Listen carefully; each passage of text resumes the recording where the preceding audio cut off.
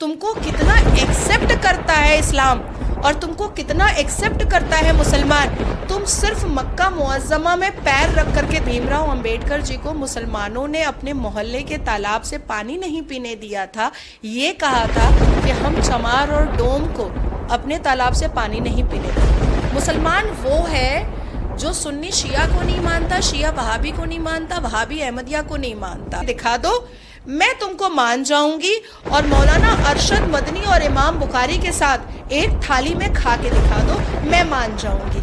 आदरणीय प्रधानमंत्री अपना काम नहीं कर रहे हैं, आदरणीय गृह मंत्री अपना काम नहीं कर रहे हैं। हम लोग सब तो मॉरिशस में जा करके हम लोग तो अय्याशियां पेल रहे हैं। ऐसा कुछ हो रहा है क्या?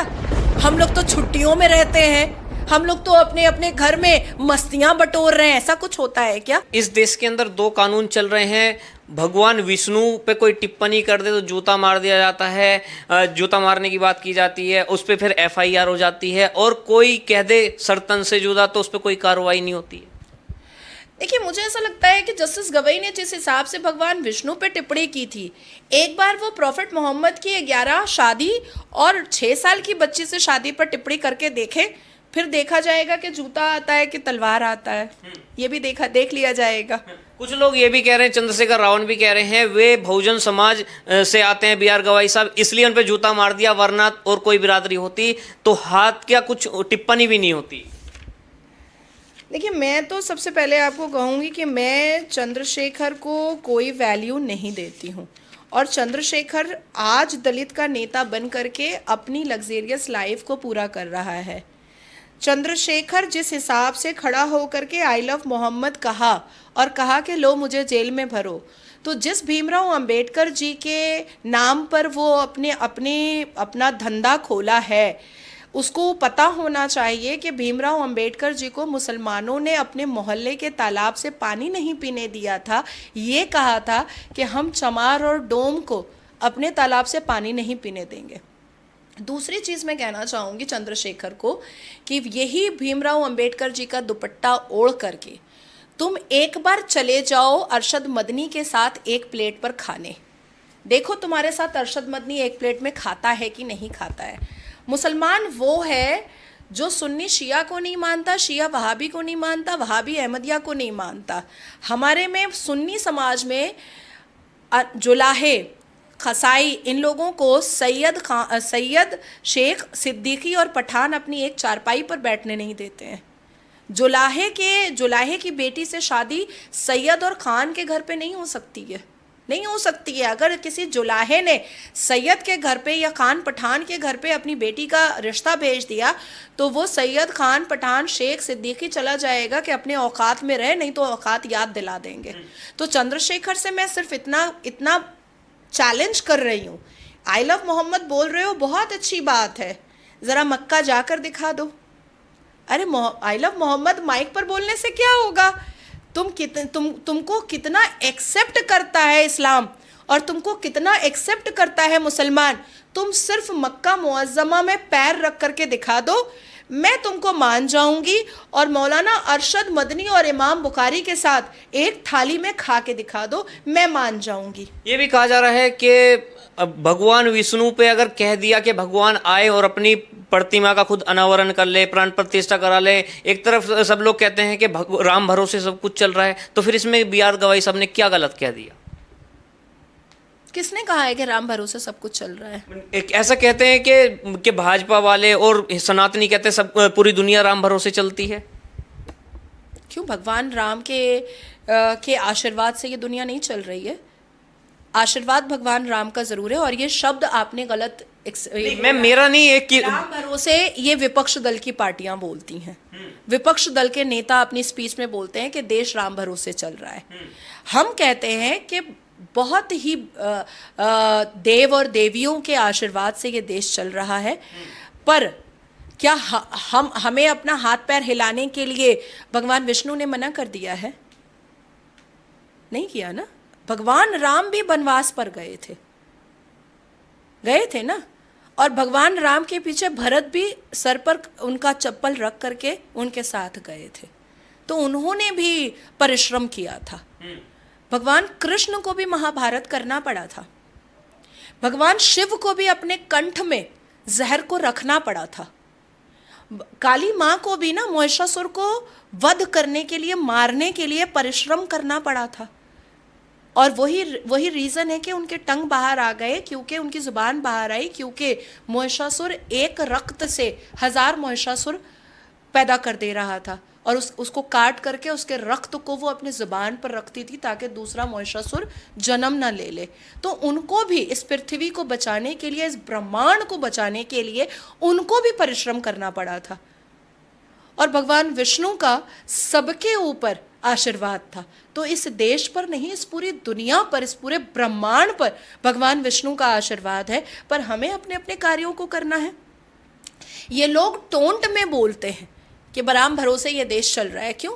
आदरणीय प्रधानमंत्री अपना काम नहीं कर रहे हैं, आदरणीय गृह मंत्री अपना काम नहीं कर रहे हैं। हम लोग सब तो मॉरिशस में जा करके हम लोग तो अय्याशियाँ पेल रहे हैं। ऐसा कुछ हो रहा है क्या? हम लोग तो छुट्टियों में रहते हैं, हम लोग तो अपने अपने घर में मस्तियां बटोर रहे हैं। ऐसा कुछ होता है क्या? 365 दिन में मुझे एक दिन बताइए कि जब आप लोग फ़ोन करते हो और मैं ये कहती हूँ कि मैं मॉरिशस में छुट्टी मनाने आई हूँ, एक दिन बताइए ना। नो मैम, ऐसा नहीं। तो हम तो अपना काम कर रहे हैं। लेकिन हाँ, जो लोग छुट्टी मनाते हैं जा करके छुप करके लौंडियाबाजी करते हैं और दारू पीते हैं, राहुल गांधी जी की यानी विपक्ष के नेता लौंडियाबाजी और दारू पीते हैं विदेश जाकर। क्यों? राहुल गांधी एक फॉरेनर लौंडी के पैर पर पैर रख करके नहीं बैठा हुआ था? क्यों? प्रियंका वाड्रा, रॉबर्ट वाड्रा विदेश में जा करके विस्की नहीं पी रहे थे? क्यों? राहुल गांधी पब में नहीं थे? क्यों? पार्थो चैटर्जी अपनी 5 गर्लफ्रेंड के साथ टीएमसी का नेता अरेस्ट नहीं हुआ? टीएमसी का मदन मित्रा की हजारों लाखों तस्वीरें आप गूगल पर देखिए, वो अपने गोद में बैठा करके रखता है बंगाली लड़कियों को, जो टॉलीवुड में काम करती हैं उनको अपने गोद में बैठा करके रखता है। आप सोचिए, टीएमसी के महुआ मोइत्रो, अब उन्होंने तो खुद कहा है कि भाई हम लोग सिगार भी पीते हैं, वाइन भी पीते हैं और ऐसे कपड़े भी पहनते हैं। टीएमसी की पूर्व सांसद नुसरत रूही जहान जैन विदेश जा करके शादी की, यहाँ आकर के बोली नहीं, मैं वो शादी मैं मानती नहीं हूँ, मेरा दूसरा बॉयफ्रेंड है और मैंने उसका बच्चा पैदा कर लिया। क्या मैम आपको लगता है इस देश के अंदर 2 कानून चल रहे हैं, हिंदुओं के लिए अलग और मुसलमानों के लिए अलग? मैंने आपको इसका रिप्लाई दे दिया है ऑलरेडी। तो मैम क्या लगता है जो सीजीआई साहब ने बोला था भगवान विष्णु आए अपनी प्राण प्रतिष्ठा खुद करा लें, क्या कुछ लोग कह रहे हैं कि आर्टिकल 49 के अंतर्गत नहीं आता, अंतर्गत इस छेड़छाड़ नहीं कर सकते? नहीं, देखिए, मुझे ऐसा लगता है कि बहुत सारी याचिकाएं आती हैं और उसमें से कुछ ऐसी याचिकाएं होती हैं जो अप्रोप्रिएट नहीं होती हैं, जो कोर्ट उसको नहीं देख सकता या बेंच उसको नहीं देख सकता, उसको रिजेक्ट किया जाता है। कई ऐसी याचिकाएं होती हैं जो स्क्रूटनी में रिजेक्ट हो जाती हैं, पर इसका मतलब ये नहीं होता है कि आप किसी के धर्म या मज़हब को पर आप अभद्र टिप्पणी कर दें, है ना। अब जैसे देखिए 1984 में जब पहली बार शाहबानो और सायरा बानो ट्रिपल तलाक बैन करने के लिए गई, तो उस वक्त के चीफ जस्टिस को अभद्र टिप्पणी करनी चाहिए थी। क्या अरे तुम्हारा इस्लाम जो भी बोलता हो, क्यों होगा 3 तलाक, ऐसा कहना चाहिए था, पर कहा नहीं ना। 1984 से 2017, तब मेरा जन्म भी नहीं हुआ था। 2015 में मैंने शाहबानो सायरा बानो के पिटिशन में मेरा पिटिशन टैग हुआ था और 2015 से लेकर के 17 तक मैंने अपने सीनियर वीके बिजू जी के साथ मैंने सबमिशन दिया। तो अब आप सोचो कि एक महिला अब इंस्टेंट ट्रिपल तलाक, जो खुद कुरान कहता है कि तलाक जो है वो सख्त नदामत है, किसी मुसलमान को नहीं देना चाहिए, उसके घर में फरिश्ते की आमद बंद हो जाती है, खुद कुरान कहता है कि तलाक बुरी चीज़ है, फिर भी तलाक के पक्ष में all India Muslim personal law board को 84 से 2017 तक सुनता रहा सुप्रीम कोर्ट, एक भी अभद्र टिप्पणी नहीं। अच्छा, अभी वक्फ का मामला आया था, जब वक्फ का मामला सुप्रीम कोर्ट के बेंच पर आया, तो क्या चीफ जस्टिस ऑफ भारत को ये नहीं कहना चाहिए कि मैं इसमें इंटरवेंशन कैसे कर सकता हूँ? मैंने तो पढ़ा ही नहीं है वक्फ एक्ट, मेरे तो सिलेबस ही में नहीं था। बल्कि उनको दावे से कहना चाहिए था कि यहाँ पर जितने भी वकील हैं वो वक्फ एक्ट पढ़ करके नहीं पढ़े हैं, क्योंकि उनके सिलेबस में नहीं था। तो ये कोर्ट ऐसे किसी मुद्दे पर सुन कैसे सकता है जिसको पढ़ा ही नहीं है, जो उसके सिलेबस का हिस्सा ही नहीं है। और आज भी जो LLB के इंटर्न्स हमारे पास आते हैं उनके सिलेबस में वक्फ एक्ट नहीं है। तो ये तो बहुत क्रिस्टल क्लियर था, बोल सकते थे ना चीफ जस्टिस चंद्रचूड़, पर उन्होंने नहीं बोला। तो बहुत सी ऐसी ऐसे ऐसे चीज़ें हैं, लाखों ऐसे टॉपिक्स हैं जिसमें चीफ जस्टिस ऑफ भारत को एक खास समुदाय को टोकना चाहिए था, रोकना चाहिए था, उनके भी पिटिशंस को रिजेक्ट करना चाहिए था, पर उनके पिटिशन को तो वो सरमत्थे रख लेते हैं और कोई अभद्र टिप्पणी तो बहुत दूर की बात है, वो तो बजाफ्ते सुनते हैं। तो मैम अंतिम में बताइए, जो ये जूता मारा गया एडवोकेट किशोर की तरफ से, ये कितना सही है, कितना? बिल्कुल गलत है, बिल्कुल गलत है। ये बात एडवोकेट किशोर को भी समझना चाहिए कि उन्होंने गलत किया है, और ये बात अब देश के प्रत्येक जजेस को भी समझना चाहिए कि आखिर ऐसा हुआ क्यों।